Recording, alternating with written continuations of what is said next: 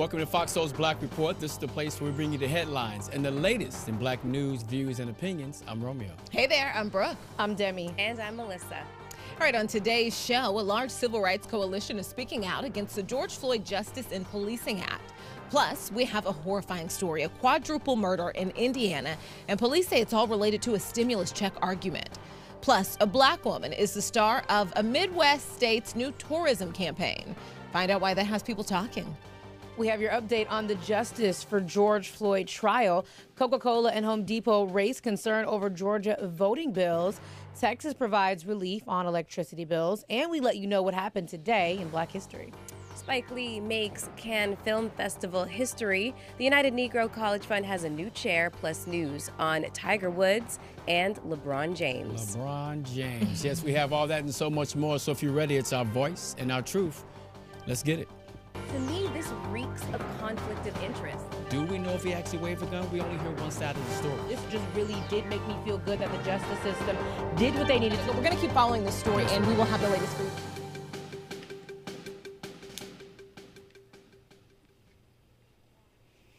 All right, here are the headlines for the day. The Movement for Black Lives is opposing the George Floyd Justice and Policing Act. The coalition argues the bill doubles down on reform strategies that have historically failed to center marginalized communities and address police violence nationwide. Now, their opposition is laid out in a letter to congressional leaders, first shared with the Associated Press. The movement was formed in 2014, and in case you're unfamiliar, it's a coalition of 150 organizations nationwide that helped drive the global protest against racial inequity last summer. Now, they are demanding Congress create new comprehensive legislation to confront disinvestment, mass incarceration, and systemic racism in America. In the letter, the group does support the end of qualified immunity, saying it shields law enforcement from certain lawsuits. But the group believes the bill, in its current form, focuses on reactive measures and incrementalist reforms.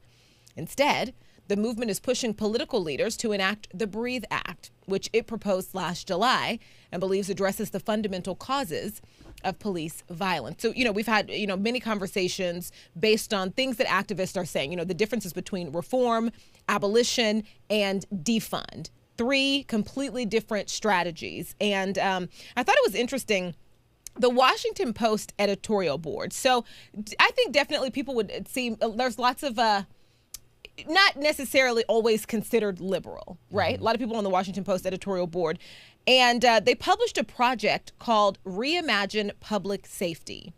And one of the first lines says, police reform is not enough. We need to rethink public safety, which a lot of activists essentially say breaks down to defunding the police. True. And so it was interesting to see the Washington Post editorial board basically say we may need to look into defunding the police. Yeah, I think if you look at the Breathe Act, it does exactly that. It does reimagine what public safety actually looks like. There's a couple of things besides decriminalizing and retroactively expunging drug offenses and abolishing the 3 strikes law.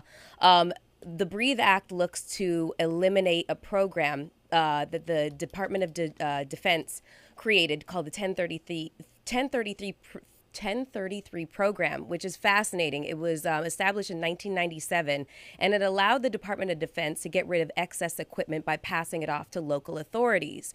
And in the years between there, over $7.4 billion worth of property has been transferred from DOD, the military basically, to local law enforcement, which is the reason why police departments have become militarized. This is what they want to see a complete and total end to, because researchers have basically discovered that officers with military hardware and mindsets will resort to violence more quickly and often, which we clearly see.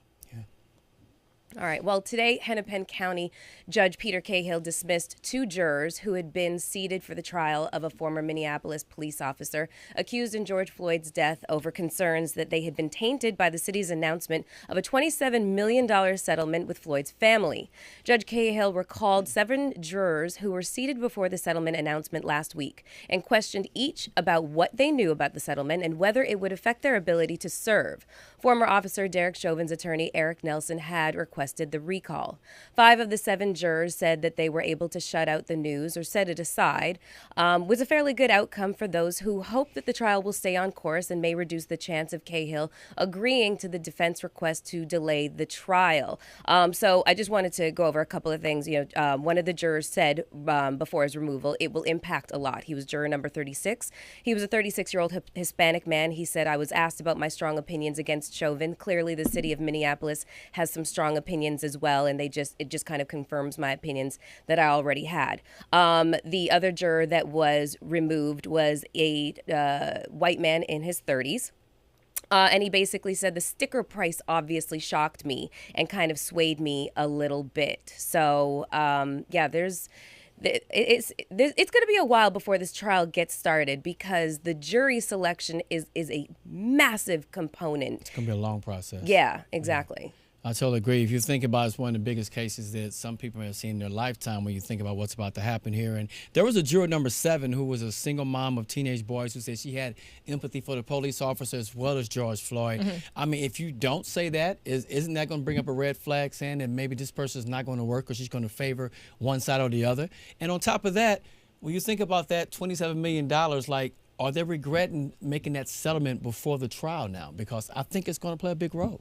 I really do. Yeah, I thought it was a really interesting decision to announce that and actually kind of, didn't make that decision to pay his family $27 million prior to the start of the criminal trial. Like it's usually the civil trial happens or that kind of payout happens after the criminal trial moves, and ends up in an acquittal. So then that's kind of like just kind of like not a mea culpa, but just, something that they just kind of serve up. Yeah. All right. An argument over a stimulus check led a 25-year-old man to shoot the mother of his child and kill 4 of her relatives at an Indianapolis home, according to reports. A day before Malik Halfacre allegedly shot Genetrius Moore on Saturday and gunned down her family, killing her young daughter, brother, mother, and a cousin. The father of Moore's children wanted half of her $1,400 stimulus check, relatives told WXIN.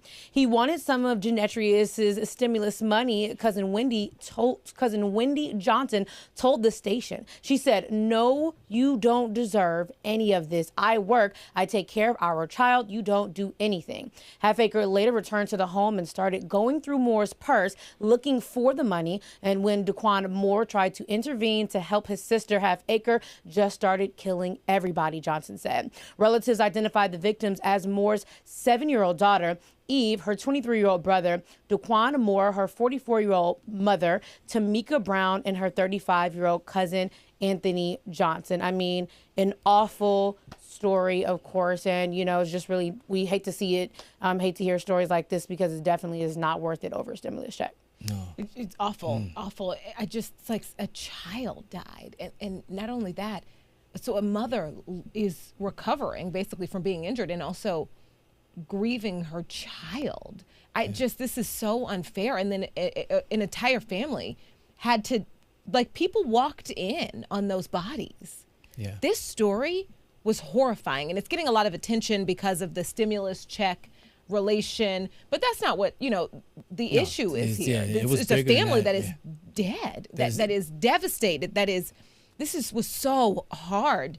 This story, right? It just was so sad. People's lives in that family and in that area will be changed forever. Now, we do know there's a 6-month-old named Malia that he had dropped off at his sister's house and dropped off a lot of clothes and stuff. Yeah, so that was a concern. But here's a man that had a past. They already know that. She had a restraining order. So we knew what it was. This is just so unfortunate this had to happen over money. Over money, especially if it's true that he's not even taking care of the child, but yet he wants to come and try and take the money that's there for his children. It's a hard one. Yeah. All right, well, Missouri has cast a black woman as the face of a new tourism campaign 4 years after the NAACP issued a travel advisory urging black people to take caution when visiting the state because of discrimination concerns. The Missouri Division of Tourism recently introduced Mo, there she is, a smiling black woman in a campaign full of photos, videos, and even games. The division's director, Stephen Fouts, said in a news release that Mo represents Missouri and everything we have to offer visitors in our state. The state chapter of the NAACP, however, issued an advisory in June 2017 that urged black people to travel with extreme caution because race, gender, and color-based crimes have a long history in Missouri. The advisory came 3 years after the killing of Michael Brown, a black teenager, by a white police officer, sparked days of unrest in Ferguson. Missouri NAACP President Nimrod Chappell acknowledged the state's attempt to think inclusively with the casting decision for the tourism campaign. According to the Post-Dispatch, but he said the advisory will remain in effect until the state takes meaningful steps to address the systemic abuses affecting people of color. Born and raised in St. Louis, Missouri, I know what it's like to live in that city, to be in that state. There was one time where I drove from St. Louis down Interstate 70 west to Kansas City and was pulled over 3 times within that 1 3-hour drive just because the car that I was in. So it's so unfortunate. But the bottom line is, you know, that black people are being arrested more and harassed more than white people in that state. And that's happening in a lot of states. But I understand what Missouri is trying to do, especially since the Michael Brown case, because to me, that was the icing on the cake when it came to like, look, we can't take this anymore.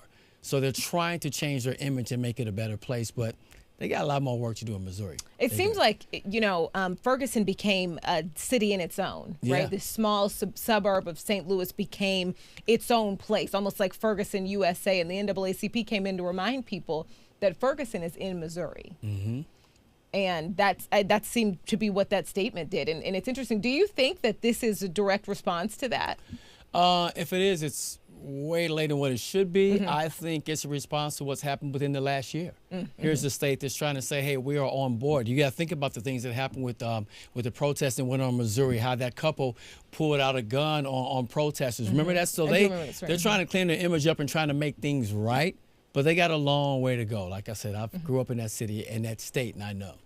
This just was so head-scratching. Like, it was just such a weird move. You know what I mean? It was such a, like, put the cart before the horse type of move. You know what I mean? Rather than acknowledge these systemic problems, you're just going to throw, I mean, she's a beautiful black girl, but you're just going to, like, pick a random black girl, call her Mo, and make her the face of tourism for Missouri. What? Well, then, but you know what I would have done? Is she an actress or is she a random? Like, actress, there's no lead up. It was just it was the strangest introduction. There's Mo. Like I thought they should have had like different ethnicities there. Maybe that would have been a way to do it. But that was no. I get what you guys are saying. Yeah.